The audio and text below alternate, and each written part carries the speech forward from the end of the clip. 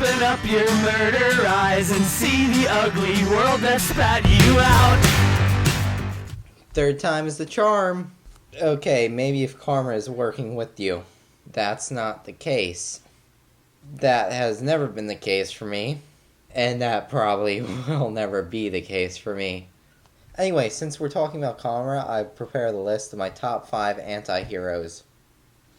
If you don't know what an anti-hero is, because you've never heard it before, it's basically a main character of a book or movie or television show or whatever who isn't a socially acceptable or nice or moral human being.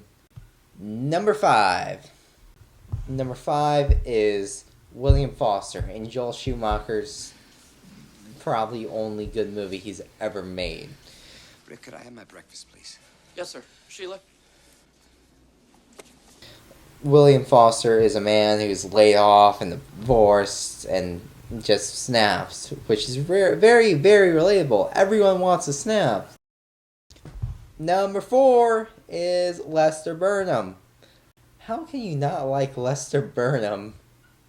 Essentially, his story is about a middle-aged man who takes 40 years to realize that he has a life to live.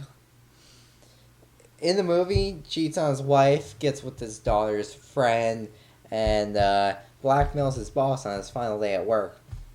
It's pretty fantastic. I'm gonna do something like that. Thank you, Kevin Spacey. Number 3 is Hank Moody.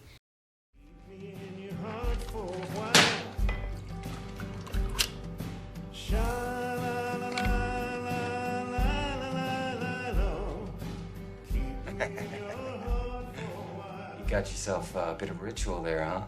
Yep. Every time I finish a book, whiskey, weed, and Warren Zevon. Hank Moody's a child in his head. His real mental age in like the deepest corners and truest corners of his heart. He's like 4 years old. A lot like me. Number 2. Walter White.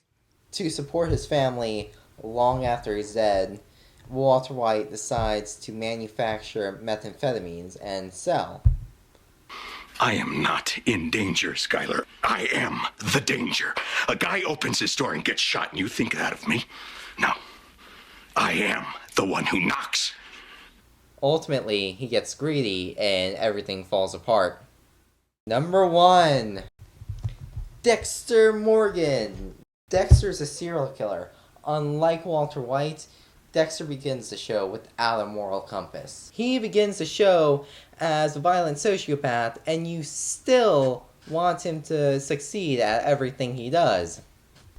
The reason I placed Dexter at number 1 instead of 2 and Walter at number 2 instead of 1 is because you root for Dexter in the beginning, even though he's unrelatable. There's nothing empathetic about him. He begins the show unempathetic towards anything. He also inadvertently causes the death of his wife by giving in to his urge, which he calls the dark passenger. He also inadvertently causes the death of his sister. Enjoy life. I hope you enjoyed the list as well. But, you probably didn't. Because I didn't either. Sorry. I'm lying. I'm lying so hard. I'm in love with the list. Oh no. Oh no, it's gonna be like that John Green book.